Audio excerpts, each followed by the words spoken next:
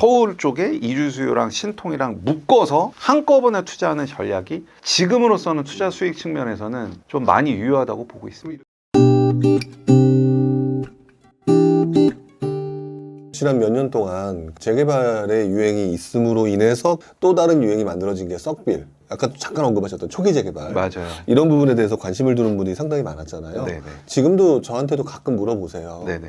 썩빌 지금은 괜찮나요? 네네. 또는 이제 초기 재개발 돈이 없어요. 네네. 이거 해도 되나요? 자, 이런 얘기들을 저도 듣는데 네. 더 많이 들으실 것 같아요. 많이 듣죠. 많이 네. 듣습니다. 그렇다면 지금 현재 상황에서는 썩빌, 초기 재개발 유효한 투자 전략일까요? 아니면 다른 방식으로 좀 바꾸는 게 맞는 걸까요? 일단 저는 썩빌 나오고 그때 2020년 7월에 그 취득세 중과되면서 막 썩빌 붐 막 이렇게 일었을 때도 그때도 저는 썩빌 투자하는 걸 반대했던 사람이고요. 그러니까 썩빌 투자를 해야 되는 게 아니고 이제 재개발 가능성이 있는 곳에 내가 소액으로 접근을 할 수 있다. 라고 하는 거는 저는 되게 유효하다고 보고요. 이제 그런 사업의 형태가 지금 대표적으로 나오는 게 신속통합기획인 거고, 신속통합기획이라는 게 뭐냐면은 예전에는 재개발을 하기 위해서 이제 기본 계획이라는 걸 잡고 재개발 구역으로 지정할 때까지 보통 5년이 걸렸었거든요. 근데 신속통합기획은 이걸 2년 만에 끝내주겠다는 거거든요. 네. 처음에 신통이 나왔을 때 저는 솔구로 이제 제 투자의 거의 대부분은 박원순 서울시장 시절이었기 때문에 오세훈 서울시장이 발표를 했지만 정말 2년 안에 해줄까라는 의심을 되게 많이 했었어요. 진짜 해줄까? 과연? 그랬는데 지금 한 3, 4주 전부터인가 보도자료가 나오고 있죠. 실제 재작년, 즉 2021년 12월 달에 신속통합계획으로 선정됐던 구역들이 기본계획, 즉 신속통합기획안, 기본계획이 확정돼서 지금 서울시 보도자료로 계속 나오고 있거든요. 그 말은 올해 안에 구역을 지정을 해주겠다는 거거든요. 일단 면목동 69-1번지가 14번지가 스타트를 끊었고 네. 그 다음에 바로 며칠 뒤에 청량리 19번지일 때도 기본계획안이 확정됐다고 나왔고 그 다음에 수유동 쪽에서도 기본계획 확정안이 되었다고 나왔고 그리고 이제 서울 그 담당하시는 분께서 그 보도자료 내에 올해 안에 재작년에 선정된 신속통합계획들을 다 구역 지정을 하는데 최선을 다하겠다 이렇게 나왔으니까 물론 이게 100% 다 성공하지는 않을 거지만 그래도 지금은 서울시가 밀어주고 있고 윤석열 정부도 재개발 재건축의 규제를 많이 완화하고 있기 때문에 이런 쪽으로는 유효하다고 보는 거고 단순히 그냥 낡았다고 해서 이게 그냥 썩었다고 해서 사는 거는 저는 완전히 반대를 하고 있죠. 그러니까 한마디로 표현하면 상품이 썩었다 안 썩었다가 중요한 게 아니라 네. 사업 가능성이 그렇죠. 생겼느냐 또는 그 속도가 빨라졌느냐 그렇죠. 뭐 이런 게 더 중요한 부분이겠네요. 그렇죠. 그래서 제가 항상 강조하죠. 아까도 말씀드렸다시피 네. 단순히 부동산 투자가 아니라 사업의 지분을 그러니까 이 사업이 되느냐 이 사업이 엎어지느냐 그 관점에서 여러분들이 생각하셨으면 좋겠어요. 그래서 작년에 그렇게 이제 신통기획을 가지고 이렇게 얘기를 하셨었는데 요번에 또 제가 이렇게 모시게 된 이유 중에 하나가 신통기획 말고 또 다른 이제 새로운 또 특강을 준비하신다고 분명히 들었단 말이죠. 네. 그러면 분명히 상품 그 자체보다는 사업 가능성과 같은 좀 전에 말씀하신 그런 것도 뭔가 보였다라는 생각이 들거든요. 그렇죠. 이번에 준비하셨다는 그 새로운 특강 뭐 간단하게 좀 소개를 시켜주실 만한 것들이 있을까요? 이번 특강의 제목은 그냥 부동산 하락장에서도 수익을 낼 수 있는 소액 투자 전략. 요게 이제 타이틀이긴 한데. 별로 이렇게 임팩트는 없네요. 그렇죠. 임팩트가 없어요. 임팩트가 없어서 제가 네. 이거 제목을 뭘로 지을까 진짜 고민을 많이 했는데 임팩트가 없는데 그 실질적인 내용을 놓고 보면 네. 제가 먼저 알려드리는 게 이제 이주 수요 투자라고. 이주 수요 투자. 네, 이주 수요 투자가 뭐냐면 네. 이제 보통 재개발 재건축이 신축 아파트로 되기 위해서는 이제 사업이 막 진행이 되다가 멸실이라는 단계를 거쳐야 되거든요. 때를 부셔야 되거든요.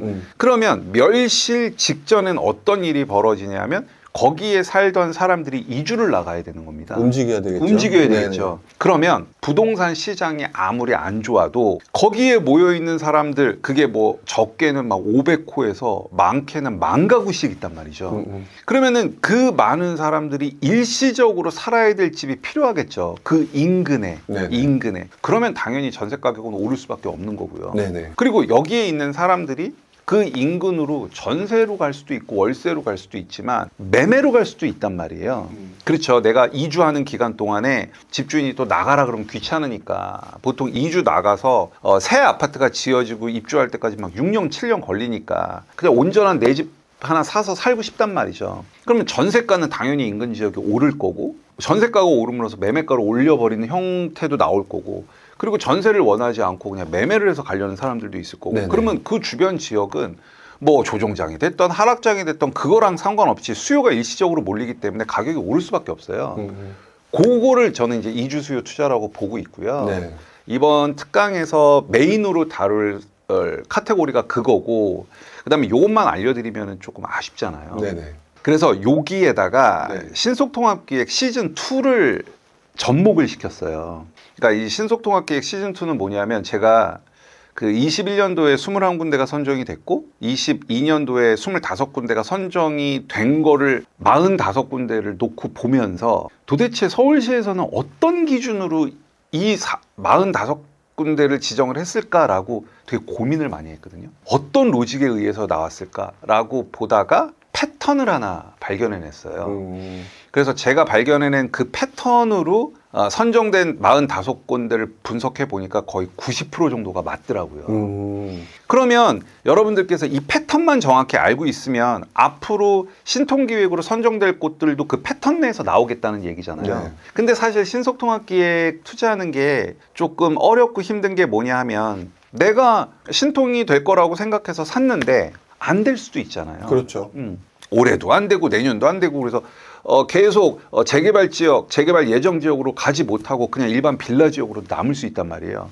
그러면 내가 빌라를 샀을 때 물려버리는 효과가 나오죠. 그러면 나는 이 신통에 투자할 때 뭔가 엑시트할 수 있는 출구 전략을 마련해 놔야 되겠죠.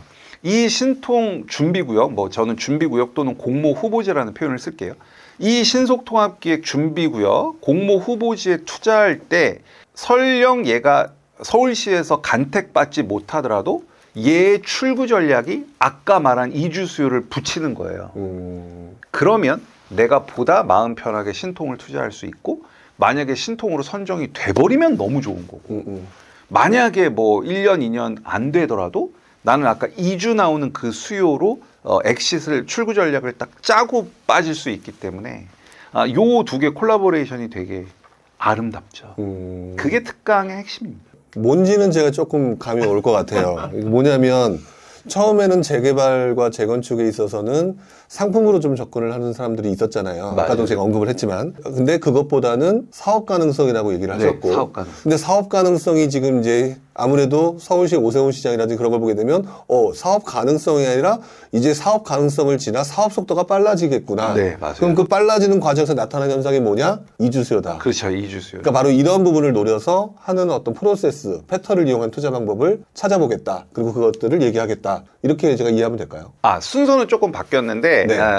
지금 말씀드렸다시피 이제 오세훈 서울시장이 막 재개발을 활성화시키려고 막 하고 있고, 네. 그래서 신속통합계획이라는 곳을 막 선정을 해주고 있고, 45군데를 제가 봤더니 어떤 패턴, 어떤 로직에 의해서 선정구역이 나왔고, 그럼 그 패턴 속에서 올해, 내년, 내후년에 선정될 곳들이 나오겠죠.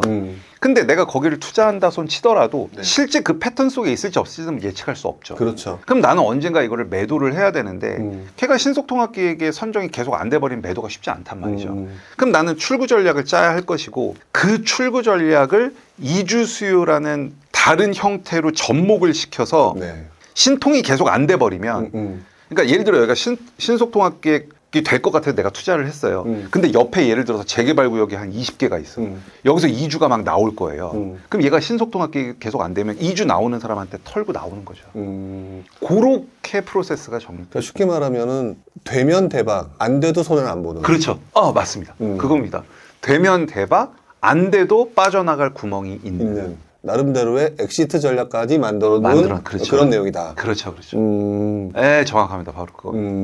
일단 말씀하신 것 중에 핵심은 이주 수요인 것 같아요. 그러면 사실 제가 이걸 물어보는 게 좀 죄송스럽기는 하네요, 갑자기. 왜냐하면 이게 강의 내용이긴 하잖아요. 그렇죠. 네, 강의 내용인데 예를 들어서 본인이 이제 그동안 계속해서 보시고 했던 그 패턴 중에서 네. 이주 수요 예를 들어 어떤 부분에 대해서 집중을 해라라든지 이런 것들을 요만큼 맛보기로 얘기할 만한 것들이 있을까요? 그러니까 이제 이주 수요 투자를 하기 위해서는 여러분들이 고려해야 될 게 5가지. 그 다음에 리스크가 2가지. 그래서 총 7가지를 알려드리는데 그냥 뭐 샘플 몇 개, 한 2가지만. 네. 2가지만. 네. 그러니까 뭐 이런 거죠. 예를 들어서 500가구가 이주를 하는 곳과 10,000가구가 이주를 하는 곳은 그 인근의 전세 가격이나 매매 가격의 파급력은 10,000가구가 훨씬 크겠죠. 그렇겠죠. 그렇죠. 네. 그럼 내가 이주 수요 투자를 하려면 이주가 나올 재개발 구역을 먼저 찾아야 될 거고 그 재개발 구역에서 이주가 나오면 인근에 있는 집값의 전세가랑 매가가 오른다는 거잖아요. 네. 그러면은 어느 정도 이주 가구가 나올지가 우리가 봐야겠죠. 그 5가지 중에 하나가 이거예요. 그다음에 또 2번째 하나만 더 말씀드리면 그럼 이분들이 이주를 나온단 말이에요. 근데 이주를 나올 때 이제 돈을 들고 나와야 되겠죠. 네. 이분들이 얼마의 돈을 들고 있는지를 우리가 알아야 그 인근의 전세가가 어느 정도 오르고 매가가 어느 정도 오를 수 있는지를 예측할 수 있죠. 네네. 그러면 이 재개발 구역에 살고 계시던 예를 들어 조합원 예를 들면 이 조합원님들이 돈을 들고 나와야 되는데 이 돈은 뭐다? 이건 이주비 대출이라고 있어요. 네네. 재개발에서 보통 이주할 때는 뭐 감정가의 몇 %, 예를 들어서 원주민 거기에 살고 있는 조합원 같은 경우는 이 돈 갖고 나가서 전셋집을 구하셔라. 네네. 아니면 투자자 같은 경우는 재개발 구역 내 세입자가 살고 있을 거잖아요. 그럼 세입자한테 전세 보증금을 반환을 해줘야 되잖아요. 네네. 거기에 사용해라 그래서 이주비 대출 같은 걸 주거든요. 그러면 어느 조합은 이주비 대출이 많이 나오고요. 어느 조합은 이주비 대출이 조금 나와요. 근데 옛날 문재인 정부 시절에는 대출 규제며 뭐며 해갖고 이주비 대출이 되게 빡빡했단 말이에요. 네네. 근데 지금은 다 풀렸잖아요. 그러니까 이주비 대출 규모 자체가 커질 거예요. 물론 이제 금리 부분은 좀 있기는 한데 풀리는 이주비 대출 자체가 커질 거거든요. 그러면 그거에 맞는 집들을 구할 거잖아요. 네네. 그러니까 이주비 대출의 규모를 보고 예측하는 거죠. 이런 식으로 보는 거예요. 그러면 이제 그런 내용들에 관련된 실제 본인의 경험이라든지 이런 것들을 실제 뭐 사례, 장소 뭐 이런 것들을 아마 그러면 강의에서 그렇죠. 강의에서 얘기를 해주시겠네요. 그렇죠. 지역 한 4-5군데 해서 다 말씀을 드리죠. 그리고 이제 주의해야 될 것들 리스크 다 말씀드리고 네네. 사실 이주 수요 투자를 이제 저도 했었는데 원래 계속 한 번도 얘기 안 하다가 네네. 어제 이제 모 카페에 가서 특강을 하다가 사실 거기서 이제 고백을 했는데 이주 수요 투자를 했다가 저도 물린 적이 있고요. 그걸 팔지를 못해서 아직도 하나를 갖고 있습니다. 그래서 저는 그 이주 수요 투자할 때 뭐가 두렵고 뭐를 주의해야 되는지를 경험이 있기 때문에 그건 좀 확실히 알려드릴 수 있어요. 해본 사람만이 제대로 알 수 있는 거니까요. 맞아요. 알겠습니다. 그러면 지금 이런 모든 얘기들이 지금 이제 말 속에서 계속해서 서울, 신통기획 이런 식으로 얘기가 지금 진행되고 있어요. 네네. 아무래도 그만큼 서울이 중요하고 네네. 괜찮다는 얘기가 될 것 같은데 그렇다면 이 이주 수요라는 것들을 고려하게 되면 수도권이나 지방도 충분히 가능한 투자 방법이 될 수 있을까요? 맞아요. 지방도 그렇고 뭐 이주 수요만 바라보고 투자한다고 하면은 충분히 유효하죠. 왜냐하면 네. 아까도 말씀드렸다시피 이주 수요라는 컨셉 자체가 재개발이 되고 재건축이 되면 거기에 살던 사람들은 밖으로 나가야 되고 그럼 밖에 있는 전세가와 매가가 오르기 때문에 내가 밖에 있는 이주가 나갈 곳에 물건을 미리 샀다가 이주하는 사람들이 나올 때 그분들한테 매도를 하고 나오는 거기 때문에 이건 네. 대한민국 어디서든 적용이 가능한 컨셉이라고 보시면 되는데 네. 지금은 제가 서울을 좀 보십사라고 말씀드린 이유는 네. 아까도 얘기했다시피 이 이주 수요 자체를 내가 신통을 투자할 때 보험으로 그러니까 신통을 투자했다 이게 되면 대박? 안 돼도 이 이주 수요라는 투자로 보험으로 엮어서 좀 안전한 투자가 되는 거거든요. 그러다 보니까 그냥 이주 수요 하나만을 바라보고 지방을 가기보다는 서울 쪽에 이주 수요랑 신통이랑 묶어서 한꺼번에 투자하는 전략이 지금으로서는 투자 수익 측면에서는 좀 많이 유효하다고 보고 그럼 있습니다. 이렇게 정리를 할 수 있겠네요. 뭐 수도권이나 지방도 당연히 이주 수요를 통해서 할 수는 있는데 네. 지금 현재 서울의 사업 속도라든지 네. 그런 걸 봤을 때 신통기획이나 이런 것들이 훨씬 더 유리하고 네. 오히려 이런 것들에 집중하면서 또는 또 혹시라도 안 되더라도 이주 수요를 갖다 이용한 투자 방법을 하는 게 훨씬 더 유리한데 그렇죠. 먼저 저기 아래쪽 동네까지 갈 필요는 없지 않느냐. 네, 저는 그렇게 생각합니다. 알겠습니다.